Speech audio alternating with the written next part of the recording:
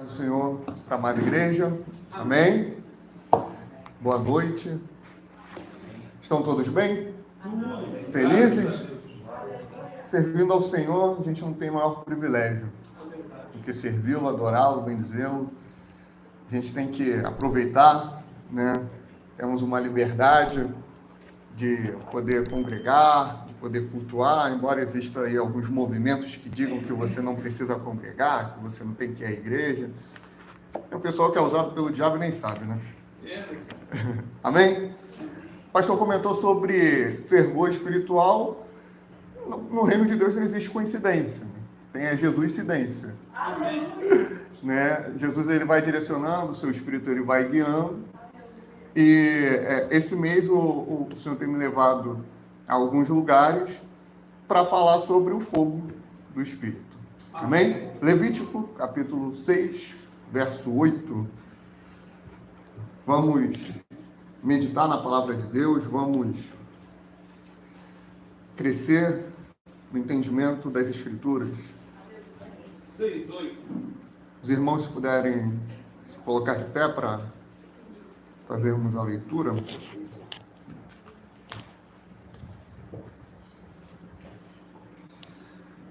Terceiro livro da Bíblia, Gênesis, Êxodo, Levítico. Amém?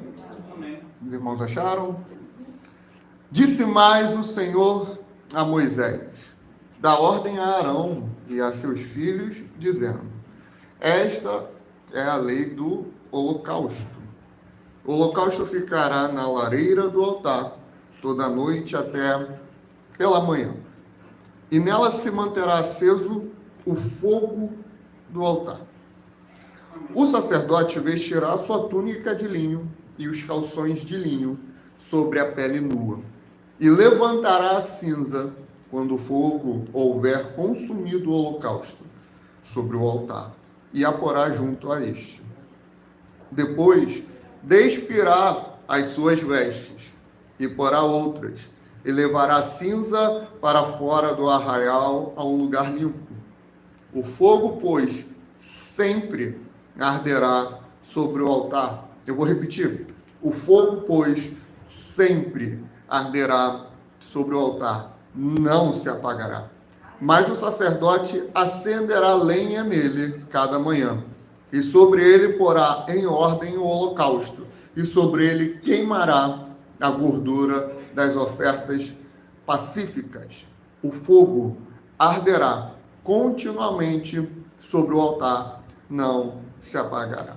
Amém? Feche os teus olhos, vamos falar mais uma vez com o nosso Deus. Pai, nós estamos submissos à Tua palavra, ao Teu santo livro, ao Teu santo Espírito. Pedimos que o Senhor nos direcione, abra o nosso coração, limpe a nossa mente, meu Pai, que o nosso foco esteja em crescer na graça e no conhecimento, que o Senhor venha visitar a Tua igreja, o Senhor venha visitar o Teu povo, o Senhor venha descer no arraial e fazer maravilhas no nosso meio. Não queremos, meu Pai, nada pessoal, egoísta, para nós mesmos aparecer. Não, jamais. Nós queremos ser edificados sobre a Tua palavra, sobre a Tua rocha. Por isso pedimos que o fogo do Teu Espírito venha, meu Pai, queimar todo o pecado, venha queimar todo o empecilho, e a Tua igreja venha sofrer nessa noite um grande avivamento da Tua parte. É o que nós te pedimos, em nome de Jesus. Amém. Os irmãos podem assentar. Nós entendemos, cremos, temos convicção e apostamos a vida nisso, que toda a Bíblia, de Gênesis a Apocalipse, ela é inspirada por Deus. Paulo, ele vai falar que toda escritura é divinamente inspirada. Ela é proveitosa para ensinar, redarguir, corrigir e instruir em justiça, para que o homem de Deus seja perfeito e perfeitamente habilitado ou instruído para toda a boa obra. Toda palavra, não é só aquele texto bonitinho, né, que fala para buscar em primeiro lugar o reino de Deus e todas as coisas vão ser acrescentadas. Na verdade, não são todas as coisas, são todas estas coisas que Jesus falou antes: comer, beber, vestir, todo o sustento, toda a provisão Deus ele vai dar desde que buscamos o reino de Deus. Ou, por exemplo, né, que fala que a nossa força está no Senhor, que o Senhor nos guarda. Não é só esses textos que são inspirados por Deus. Por exemplo, né, o reino da coisa cai nas mãos do Deus vivo, Hebreus 10, 31, se eu não me engano. Isso é inspirado por Deus. Toda a Bíblia é. E até aqueles textos mais complicados, aquela genealogia, sabe? Que tu lê, vai dando um soninho, vai ficando uma preguicinha. Aquilo ali também foi inspirado por Deus. Né? Ali também tem revelação, aprendizado, crescimento para as nossas vidas. É claro que tem que ter um estudo mais profundo, tem que ter uma paciência, né, pastor, para estudar aquela genealogia lá. Você lê números, os 9 primeiros capítulos, literalmente só número. É contagem do povo, e vai contando, e conta, mas é inspirado por Deus. Toda a Bíblia, ela é. É claro que existe toda uma teologia, toda uma regra, né, do que nós devemos seguir, do que não é para nós, do que é para os judeus, do que é para outros povos, do que é para a igreja. Tudo isso eu tenho certeza que o pastor Sandro ensina para vocês, como mestre que ele é. Né? Porém, toda a Bíblia ela tem esse aprendizado. Paulo ele vai falar para os coríntios que tudo o que foi escrito no Antigo Testamento vem como figura para que nós não venhamos cair na condenação que eles caíram.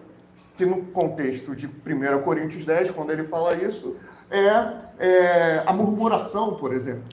Em Romanos 15 ele fala, olha, tudo que foi escrito, para o nosso ensino foi escrito.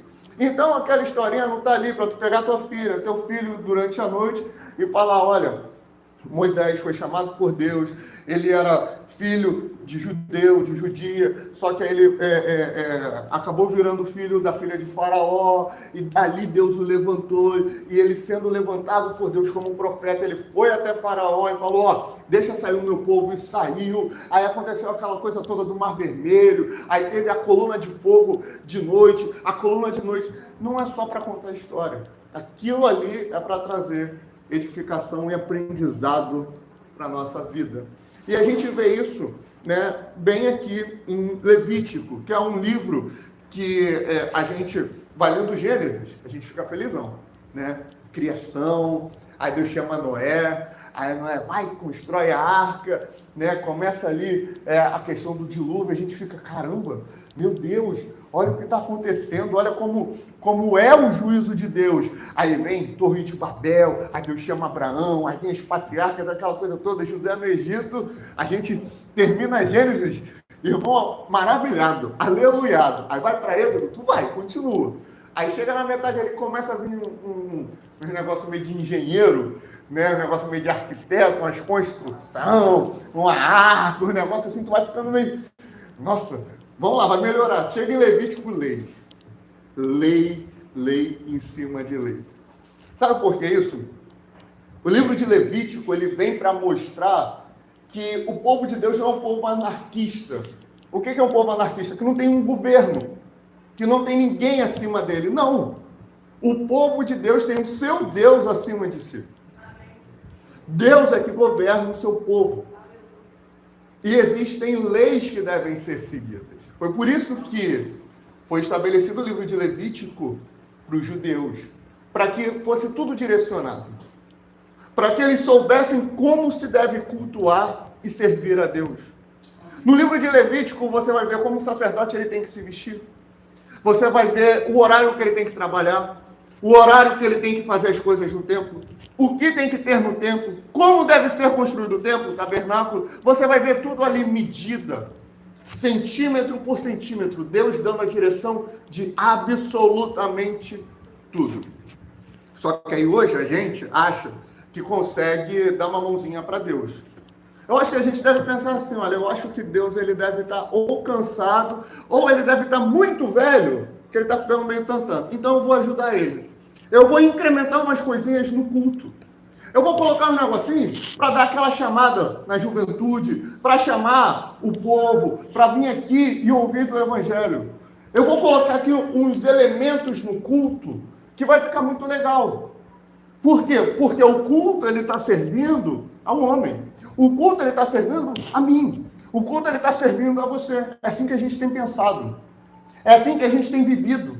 A gente tem estabelecido um culto segundo os nossos padrões sociais. A gente estabelece um culto da forma que a gente quer. A gente vai para o culto, a gente fala assim, ó, eu vou assistir um culto. Quantos já ouviram isso aqui? Eu vou assistir um culto, a frase está errada. Eu não vou assistir um culto, eu vou prestar um culto a Deus. Eu vou entregar um culto a Deus. Eu vou celebrar a presença de Deus. A gente não vem aqui para assistir. Assistir, você vai assistir um show, você vai assistir um stand-up, você vai assistir uma TV, um YouTube. Não, aqui você vem para cultuar. Amém. Esse é o conceito de comunidade. Por isso, Deus ele veio sempre dando as direções. Aí você lembra de Isaías, capítulo 1. Ele fala, olha, eu tenho nojo das vossas festas. Eu tenho nojo dos vossos cultos. O boi conhece o seu possuidor. A jumenta conhece o seu dono. Mas o meu povo não me conhece. O meu povo não me entende. O meu povo não caminha comigo. O meu povo vive da sua própria maneira. O meu povo faz o que quer, faz o que lhe apraz. Cultua da forma que quer. Serve a mim da forma que quer. Não foi assim que eu estabeleci. Você lembra de Saul? Foi lá, Saul elimina os amalequitas. Acaba com eles. O que ele foi fazer? Ele, como rei, ele falou, vou dar uma de sacerdote. Eu vou pegar aqui as ovelhas, o gado, e vou sacrificar a Deus. Primeiro, ele não era sacerdote, não era a função dele, ele já errou aí. E tem todo um processo de como tem que ser sacrificado o gado, a ovelha, o cabrito, qual animal é para a oferta, qual é para o holocausto, tem todo um processo, mas ele não. E aí falou, vamos pegar o melhor deles, mas não o melhor deles que Deus quer, que é o melhor teu. E ele fez isso. Foi lá, pegou e sacrificou. Querendo dar uma ajudinha para Deus. Não, Deus não nos chamou para ajudá-lo, Deus nos chamou para servi-lo. Amém. Amém? O holocausto, ele se dá da seguinte forma, você vai ver isso lá no capítulo 1 de Levítico. O cordeiro, ele era conduzido pelo pecador, né? pelo judeu, hebreu ali, até o templo, no contexto da libertação do Egito, né? Até o tabernáculo. Ele era levado e entregue ali para o sacerdote da hora. Tá? O sacerdote ele pega o cordeiro e ele passa a mão sobre a cabeça dele. Essa passagem de mão sobre a cabeça do cordeiro representava que o pecado do pecador ou dos pecadores estava sendo passado para o cordeiro, para quando o cordeiro fosse morto, o sacerdote pegaria o sangue do cordeiro e jogaria em volta do altar. O fogo que estava aceso no meio do altar consumia todo aquele cordeiro. Era pegado as cinzas do cordeiro e jogado sobre o altar. A Bíblia vai dizer, pela boca de João Batista, eis aí, olhando para Jesus, o Cordeiro de Deus que tira o pecado do mundo. Amém. O cordeiro que era sacrificado no holocausto era o próprio Jesus. Quando tem essa passagem de mão na cabeça, você vai ler lá em Mateus 26, que o povo, né, que ficou gritando, crucifica-o, crucifica-o, crucifica-o, ele, na hora que estava levando Jesus, né, os soldados romanos, etc., estavam levando ele para a crucificação, eles esbofeteavam a cabeça dele. Isso está escrito de propósito, não é coincidência. Aquilo ali estava sendo representado. O pecado do povo estava passando para Jesus. Ele na cruz se fez maldito por todos nós, para que, através da morte dele, nós tivéssemos vida. Aleluia. Você vê que o Evangelho está sendo anunciado lá em Levítico, por meio de uma sombra, como Paulo fala em Colossenses. Ó, aquilo lá é sombra do que havia de vir. O Evangelho ele não começou lá em Mateus, lá em Atos, ele já é antigo, só estava um pouco escuro. Jesus ele veio para clarear, veio para trazer a plenitude do Evangelho. Amém. Por quê? Se andarmos na luz como Ele na luz está, temos comunhão uns com os outros, e o sangue de Jesus Cristo, o seu Filho, nos purifica de todo o pecado. 1 João 1, 7. Esse sangue que era jogado ao redor do altar está sobre a nossa vida, está sobre a nossa alma, está sobre o nosso espírito, está sobre o nosso corpo. Jesus Cristo nos salvou. Amém? Entendendo isso, nós temos que entender agora o sacerdote. Você vê que a figura dele é bem presente ali no Antigo Testamento. O propósito original de Deus sempre foi e é um povo sacerdotal. Você vai ver isso em Êxodo 19, verso 6. E vós me sereis um reino sacerdotal e o povo santo. Estas são as palavras que falarás aos filhos de Israel. O projeto de Deus é esse. Então ele pega a nação de Israel, tem ali 12 tribos, Ruben, Simeão, Judá, Dan, Naphtali, Gad, Aser, Zebulon, Issacar, Manassés e Efraim. Devo ter esquecido alguém aí, eu sempre esqueço um ou dois, mas tá aí, tá bom? Tem as 12 tribos de Israel. Ele separa uma tribo, que não está contada nessas que eu citei, e essa tribo vira uma tribo sacerdotal. Qual tribo é essa? Levi. Ele separa a tribo de Levi e fala o seguinte para eles em Deuteronômio 18. Verso 1. Os sacerdotes levitas, toda a tribo de Levi, não terão parte nem herança com Israel. Vamos botar um ponto aqui, uma vírgula.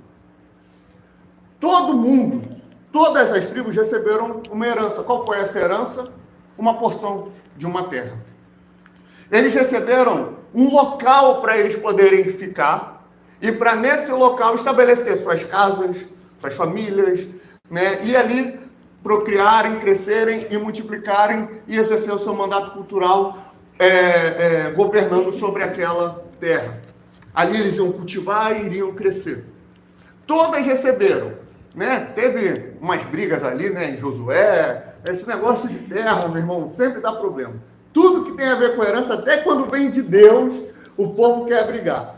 Mas esse assunto para outra mensagem. Então, eles receberam. Essa foi a herança que esteve sobre a vida deles. Uma terra, uma porção, para ali servirem a Deus, para ali exercerem o governo sobre a terra e glorificarem o nome do Senhor. Só que a tribo de Levi não recebeu essa herança. Eles foram divididos norte, sul, leste, oeste. Dessa forma, estava 3 tribos aqui, 3 aqui, 3 aqui, 3 aqui, formando 12. Os levitas não tinham um local fixo. Embora eles servissem no templo, que estava no centro, eles também estavam espalhados sobre a terra. Sobre toda a terra de Israel. Tinham ali os levitas. Aí o texto continua. Das ofertas queimadas do Senhor e da sua herança comerão. Por isso não terão herança no meio de seus irmãos. O Senhor é a sua herança, como lhes tem dito. Deus, ele vira para a tribo de Levi e fala, vocês não vão receber nada dessa terra, não. Não vão receber. Vocês vão receber uma coisa muito superior. Vocês vão receber o contato comigo. Você está vendo o tabernáculo ou o templo? O templo é dividido em 3 partes. Primeira parte, o pátio. Ou, como eles chamavam, o caminho. Segunda parte, o lugar santo. Ou, como eles também chamavam, verdade. E o terceiro lugar, o lugar santíssimo, vida. Te lembra alguma coisa? Jesus, ele fala, eu sou o caminho, a verdade e a vida. Ninguém vem ao Pai senão por mim. Os levitas, os sacerdotes, eles tinham acesso direto no templo. Eles poderiam acessar a Deus, enquanto o povo dependia dos sacerdotes para acessar, eles já tinham. Eles já tinham essa glória, eles já poderiam viver coisas inefáveis diante da presença de Deus. Eles tinham acesso à Arca da Aliança, eles tinham acesso ao candelabro, eles tinham acesso a tudo aquilo que Moisés viu lá em cima, lá com Deus. E segundo o autor de Hebreus fala, ele viu a maquete lá e falou, faz assim aqui na terra. Ele viu que estava com Deus lá e fez aqui embaixo. Os sacerdotes tinham acesso a essa glória. Coisas inefáveis, coisas gloriosas, coisas maravilhosas. A tribo de Ruben não tinha. A tribo de Judá não tinha. A tribo de Simeão não tinha. Mas eles tinham. Eu me lembro, em uma congregação que eu fiz parte, o irmão que já foi retirado do nosso meio, no meio da adoração, pentecostal, né? Por mais que às vezes eu seja meio friento, né? Meio sofreteriano. O irmão bem do fogo, né?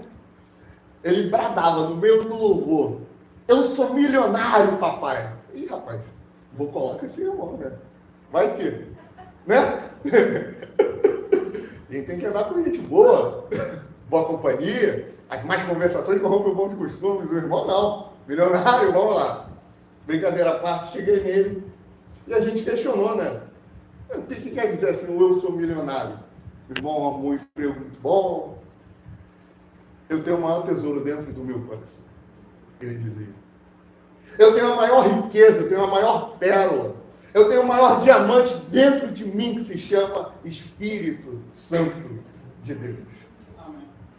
Ele olhava para tudo ao seu redor, toda questão material. Não estou falando contra nada material, meu irmão. Eu não estou falando sobre você se informar, você estudar, você gerar riqueza, gerar renda. Não estou falando contra isso. Eu seria um hipócrita se estivesse demonizando o trabalho, a riqueza. Não. Eu só estou falando de prioridade. Um dos meus pastores, ele costuma dizer assim: a coisa principal é fazer da coisa principal a coisa principal. Sabe o que ele está dizendo? A gente fala muito sobre oração e fala que é importante, mas só fica no discurso. A gente não faz da oração a coisa principal. A gente fala muito sobre a palavra, sobre a importância da palavra, que ela liberta, que ela restaura, que ela santifica, que ela transforma, que ela traz experiências com Deus, que ela regenera, que ela traz o avivamento. A gente fala da importância, mas a gente não coloca ela como uma coisa principal. A gente fala que temos que buscar o reino de Deus em primeiro lugar. Nós temos que priorizar a vontade de Deus. Nós temos que olhar para o pecado, teoriza ele, querer ele longe. Mas a gente não faz isso na prática. Porque nós olhamos para as distrações, nós olhamos para aquilo que nos faz perder tempo. A gente fala assim: não, eu acordei atrasado agora e não vai dar tempo de eu fazer o meu devocional. Eu preciso agilizar as coisas aqui em casa, eu estou no home office, mas eu preciso já ir trabalhar. Você levanta, pega o celular, meia hora, no mínimo, no Instagram. Não estou falando contra, eu trabalho no Instagram. Não na empresa, né? Lá na rede social em si. Não estou falando contra a rede social, estou apenas apontando a nossa hipocrisia. A gente fala da coisa principal, mas a gente não pega a coisa principal e faz dela a coisa principal. Os levitas, os sacerdotes receberam como herança o Senhor. Mas o que isso tem a ver comigo? Simples. Qual era o projeto de Deus? Um povo sacerdotal. Ele falou isso para os judeus, para os hebreus, para os israelitas. Eles tinham saído do Egito, virou para eles, o próprio Moisés virou para Faraó e falou: deixa sair o meu povo, assim diz o Senhor, para que me sirvam no deserto, para que me adorem, para que me busquem. O propósito de Deus com toda a nação era esse. Porém, isso foi testificado e exemplificado nos levitas, para que isso se culminasse na igreja. Quando Pedro vira e fala assim: vocês são geração eleita, sacerdócio real, nação santa, povo adquirido para anunciar as virtudes daquele que te chamou das trevas para a sua maravilhosa luz. Vocês em outro tempo não eram o povo, mas agora são o povo de Deus. Não tinham alcançado misericórdia, mas agora alcançaram misericórdia. A igreja foi constituída como reino sacerdotal, segundo Apocalipse 5:10. Nós somos o povo que Deus escolheu como sacerdote. Quando Jesus Cristo morre, quando o holocausto está acontecendo ali, acontece uma coisa, os irmãos se lembram? Um véu, ou melhor, o véu do templo ele é rasgado. E ele é rasgado como que a Bíblia vai testemunhar? De cima a baixo. Para ser rasgado de cima a baixo, alguém rasgou. O próprio Deus. Deus, ele vem e fala aquilo que separava a minha igreja de mim, eu rasgo. O que era? Era um pecado. Quando Jesus Cristo é oferecido como holocausto, é oferecido como esse sacrifício, o véu ele se rasga. E aquilo que só a tribo de Levi tinha acesso à igreja passa a ter acesso. Aleluia. Aquela presença que só o sumo sacerdote via, a igreja passa a ver. Aleluia. Aquilo que só o sumo sacerdote sentia, a igreja passa a sentir. Glória a Deus. Obrigada, Senhor. Ouvir a voz de Deus que estava com Moisés, que estava com Arão, que estava com Elias, que estava com Eliseu, agora está sobre a igreja, está sobre o povo de Deus. Os dons que estavam restritos a reis, sacerdotes e profetas estão sobre todos nós. Não existe um povo sobre essa terra que tenha autorização para falar em nome de Deus, a não ser a igreja. Amém, Senhor. Porque a igreja ouve Amém. o seu Deus. Amém, Jesus. E eu vim aqui para falar sobre os problemas da igreja. O problema da igreja, meu amado. Não sei se vocês viram, teve uma notícia dos Estados Unidos, da Convenção Batista, da qual minha congregação faz parte, só que lá dos Estados Unidos, né? A gente faz aqui do Brasil. Sobre abusos com mulheres, crianças, por parte de líderes. Líderes que nós admiramos, que nós respeitamos. Líderes que encobriram outros líderes. Líderes que escreveram, acredite, sobre como criar os seus filhos e encobertou um outro homem, um outro líder, sobre que abusou de crianças. Você pode pensar que isso é um problema. Eu acho que isso é um problema, não é? Isso é um problema. Falando fora dos termos da igreja, isso é um crime. Isso é um crime. A gente tem outros problemas. Líderes em adultério. Não é pouco, não. Muitos. Casamentos falidos, de fachada.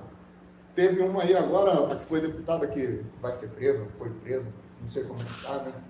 Que é São Gonçalo, né? Muitos problemas. Você tem mega igrejas, gigantes, aonde todo aquele ministério de louvor está petrificado, congelado, envolvido em fornicação, corrupção, roubo, como o caso dessa mulher, até assassinato. Isso te assusta? A mim assusta. Particularmente falando, cresci no Evangelho, na igreja, agradeço a Deus pela vida da minha mãe. O que eu já vi de Satanás tragando jovens, homens, mulheres, casamentos, eu já perdi as contas. Isso é um problema? É um problema. É um problema? O problema teológico? Um grande problema. Tem muita coisa acontecendo, meu amigo. Teve um cantor que chegou aí agora, que mudou, né? Diz ele que agora ele é mulher.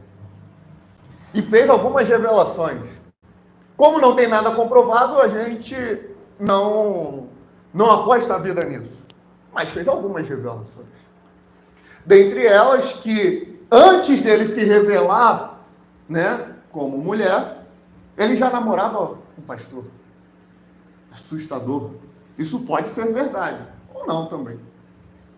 Mas quanto mais a gente vai vivendo, mais a gente vai vendo. E a gente fala, é muito problema, isso tem que ser solucionado. A gente tem que pregar contra esses pecados.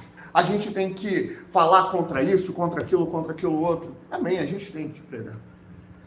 Só que o problema da igreja não são esses. Eu preciso que vocês entendam que tudo isso é consequência.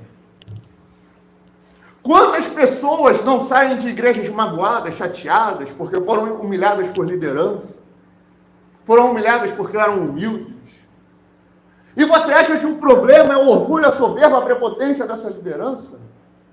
Não. Isso tudo é consequência de uma causa. E qual é a causa? A ausência do Espírito Santo de Deus.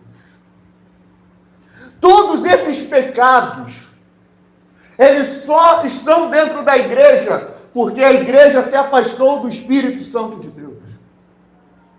A igreja colocou o seu propósito e a sua vontade acima de tudo.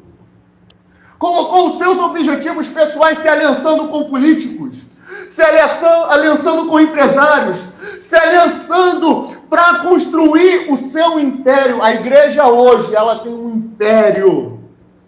Vai pegar o censo do IBGE em 2010 para ver como a igreja já estava grande. E olha como que está hoje em 2021, 22. Olha, são muitos números. Mas não foi um tempo tão assustador. O Espírito Santo não está no meio da igreja. Eu me lembro, um amigo, na época recém-convertido, foi para uma igreja e Deus já começou a falar com ele. Igreja cheia, os músicos tocando, a igreja inundada, só louvor que te botava lá em cima. Ele nunca tinha lido a Bíblia. Recém-convertido, algumas semanas de convertido. Ele ouviu dentro dele. Já ouviu isso? Ouvir dentro de você? Isso é Deus. Deus falando com ele assim, só que ele não sabia que era Deus. Este povo honra-me com os lábios, mas o coração está distante de mim. Há um que está no meio da igreja, mas ele está sendo rejeitado. Ele falou, o que é isso? O que é isso? O que é isso? E ele pensou em levantar e falar isso, só que ele não tinha entendimento. Uma mulher levanta. E era uma igreja, sabe essas igrejas tradicionais, rígidas, com profecia? Tem igreja que tu pode chegar lá, rodar, né? Falar e fazer e acontecer. Mas nessa não podia. A mulher levantou, apontou e falou, esse povo honra-me com os lábios, mas o coração está distante de mim.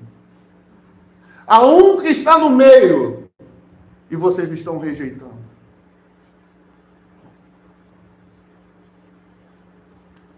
Isso já tem 15, 20 anos. Meus amados, o Espírito Santo, ele tem que reinar no meio da igreja. Amém. E como é que ele reina? Simples. Simples. Através do fogo. Como assim através do fogo? Paulo ele vai falar assim, olha, não apagueis ou extinguais o Espírito. Pelo contrário, a gente tem que cultivar o Espírito Santo. Isso é feito com os sacerdotes. Olha, o sacerdote, você tem um fogo lá para o holocausto.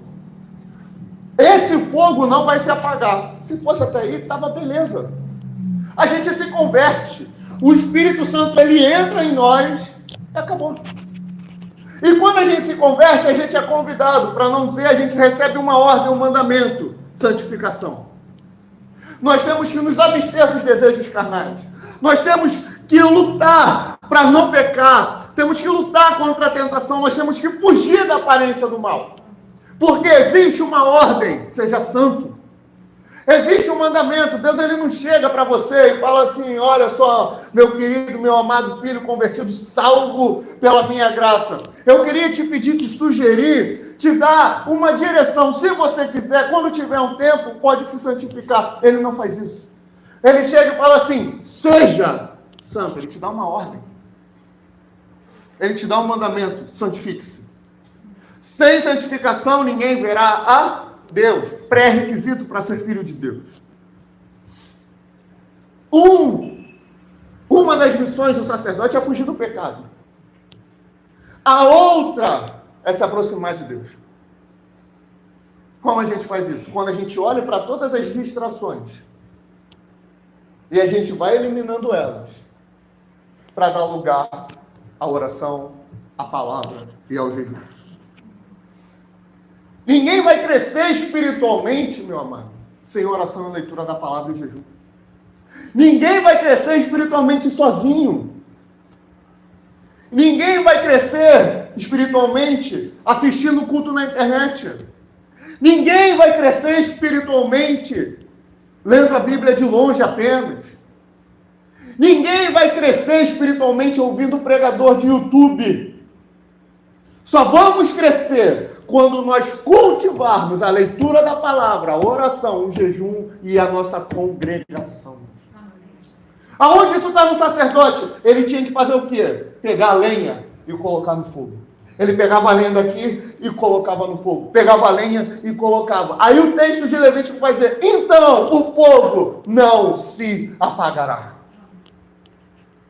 O Espírito Santo ele foi posto no nosso coração. Ele é o selo da nossa salvação. Porém, ele precisa ser cultivado. E essa cultivação que a gente faz é a plenitude. Deus ele nos chama à santificação. A gente vai fugir do pecado. Agora a gente tem que andar na plenitude do Espírito Santo de Deus. O que é isso? Em todo tempo em que o herdeiro é menino, Gálatas 4, e nada difere do servo, até que ele seja senhor de tudo. O que é isso?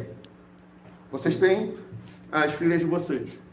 Você não vai dar na mão dela um carro para ela dirigir. Não vai dar nem na minha mão, que tenho 25 anos, que eu não sei dirigir, né? Mas vocês não vão dar na mão dela. Elas não têm maturidade, não têm conhecimento para fazê-lo. Se vocês tiverem uma empresa, um negócio, ela vai ter a mesma confiança que de repente você tem no empregado. Por quê? Porque ela não é digna de confiança ainda. Por quê? Porque ela não alcançou a maturidade.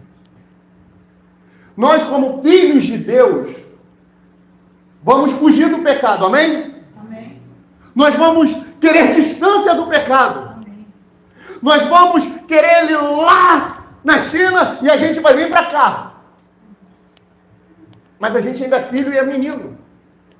Para andar na plenitude, a gente vai olhar para tudo aquilo que nos faz perder tempo e vai começar a se dedicar a Deus. O fervor espiritual, ele vem, pastor, quando nós andarmos na plenitude do Espírito Santo. Amém. Quando nós cultivarmos esse fogo, quando nós olharmos para a lamparina de Deus e vamos mantê-la acesa com o óleo do Espírito Santo. Amém.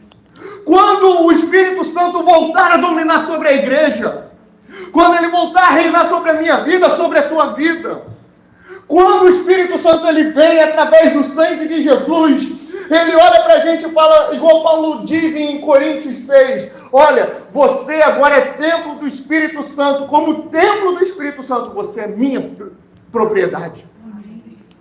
Propriedade de Deus. Você tem noção disso?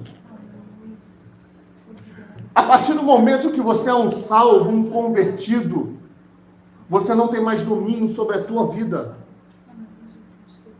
Você não tem mais controle sobre a tua vida, meu amado. Eu vim aqui te chamar essa noite, não só ao arrependimento, a isso também. Mas eu vim te chamar à plenitude do Espírito. Bota lenha aí dentro. Bota lenha nesse altar. Apresenta o teu corpo como sacrifício vivo, santo e agradável a Deus, que esse é o culto racional. E não vos amoldeis, não vos conformeis com este mundo, com este século, com esta era, mas se conforme à vontade de Deus, que é boa, perfeita e agradável. Chega de escândalo. Deus está procurando homens e mulheres que temam a Ele e não temam a mais nada. Deus está buscando não o teu dinheiro, não a tua propriedade. Ele está buscando o teu coração para virar Maricá de cabeça para baixo, para virar o Rio de cabeça para baixo, para virar o Brasil de cabeça para baixo. Satanás está ganhando terreno. Satanás está ganhando terreno cada dia mais. Cada dia mais, essa é a maior vergonha que a gente pode viver. Em era de tecnologia, de comunicação, de globalização, muitas versões da Bíblia, King James atualizada, corrigida, nova versão internacional, muito conteúdo, muito livro bom, a gente tem recuado. Não podemos parar, precisamos avançar. Aleluia. Amém. Eu vim te chamar a essa plenitude, a saquear o inferno. Deus quer um Davi que vá até a boca do urso e do leão e tire a ovelha de lá. O Espírito Santo, ele quer te visitar. O Espírito Santo, ele quer te avivar. Ele quer conceder os dons sobre a tua vida. Ele quer conceder os ministérios sobre a tua vida. Ele quer fazer isso. Abre o teu coração. Rasga, não as tuas vestes, mas rasga o teu coração. O que Deus vai fazer é glorioso. Eu creio. Jesus está voltando, mas nós vamos sim, para a glória de Deus, experimentar e sofrer um avivamento. Para finalizar, 2 Timóteo 1, verso 6, diz assim: por cujo motivo te lembro que despertes o dom de Deus que existe em ti pela imposição das minhas mãos. Porque Deus não nos deu o espírito de temor ou covardia, mas de fortaleza, de amor e de moderação ou equilíbrio. Portanto, não te envergonhes do testemunho do nosso Senhor, nem de mim, que sou prisioneiro seu. Antes, participa das aflições do Evangelho segundo o poder de Deus, que nos salvou e chamou com uma santa vocação, não sendo as nossas obras, mas segundo o seu próprio propósito e graça que nos foi dada em Cristo Jesus antes dos tempos dos séculos. Amém. E que é manifesta agora pela aparição de nosso Senhor, do nosso Salvador Jesus Cristo, o qual aboliu a morte, trouxe luz à vida e à incorrupção pelo Evangelho, para o que foi constituído pregador e apóstolo e doutor dos gentios, por cuja causa padeço também isto, mas não me envergonho, porque eu sei em quem tenho crido, e estou certo de que é poderoso para guardar o meu depósito até aquele dia.